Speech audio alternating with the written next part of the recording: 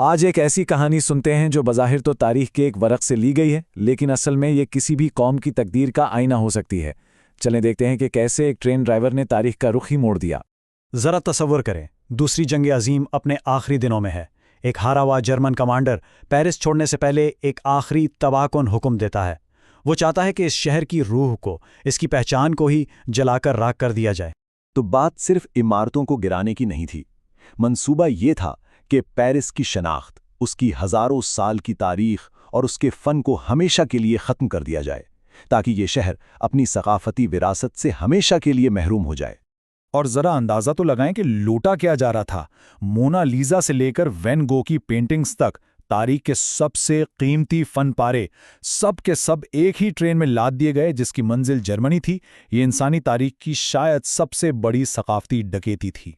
لیکن جب یہ ٹرین چلی تو اس کا سفر بڑا عجیب، بڑا پراسرار ثابت ہوا۔ بار بار خرابیاں آنے لگیں، ایسا لگتا تھا جیسے ٹرین خود ہی آگے نہیں جانا چاہتی۔ اور یہ کوئی ایک بار نہیں ہوا، یہ تو ایک نہ ختم ہونے والا سلسلہ بن گیا۔ جرمن انجینئر ایک مسئلہ ٹھیک کرتے تو فوراً دوسرا کھڑا ہو جاتا۔ کبھی انجن فیل، کبھی پہیے جام، کبھی بوائلر پھٹ گیا تو کبھی پسٹن نے جواب دے دیا۔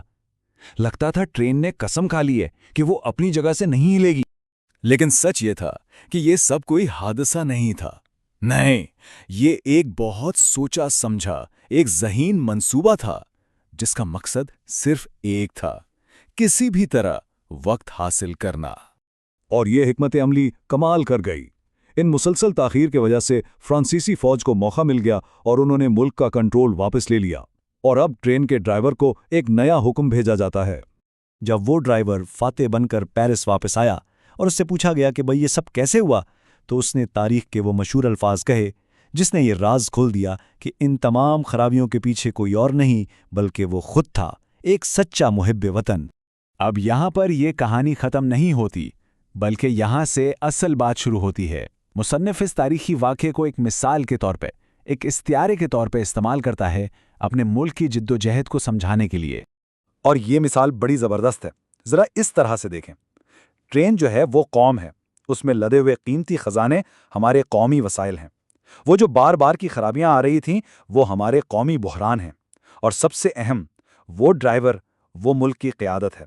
مصنف کہتا ہے کہ بالکل اسی ٹرین کی طرح ہمارا ملک بھی ایک مسئلے سے نکل کر دوسرے میں پھنس جاتا ہے، کبھی آگے نہیں بڑھ پاتا، کبھی انجن فیل تو کبھی پہیے جام، سفر ہے کہ ختم ہی نہیں ہوتا۔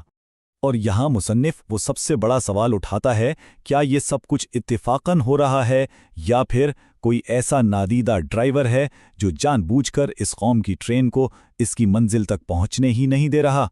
مصنف کے مطابق اس پوشیدہ ڈرائیور کو ڈھونڈنے کے لیے ہمیں ان تمام نسلی اور سیاسی شناختوں سے اوپر اٹھ کر سوچنا ہوگا۔ تو حل کیا ہے؟ مصنف کہتا ہے کہ حل بالکل صاف ہے۔ جب تک ہم ان ساری تقسیموں کو ختم کر کے صرف اور صرف ایک قومی شناخت نہیں اپنائیں گے، ہم ان بحرانوں سے نہیں نکل سکتے اور اپنے منزل تک کبھی نہیں پہنچ سکتے۔ اور آخر میں مصنف یہ گہرا سوال ہم سب کے لیے چھوڑ جاتا ہے کہ اگر یہ مثال سچ ہے تو وہ کون سا پوشیدہ ہاتھ ہے، وہ کون سا ڈرائیور ہے جو اس قوم کی ٹرین کو اس کی منزل تک پہنچنے نہیں دے رہا؟ اس پر سوچنا تو بنتا ہے۔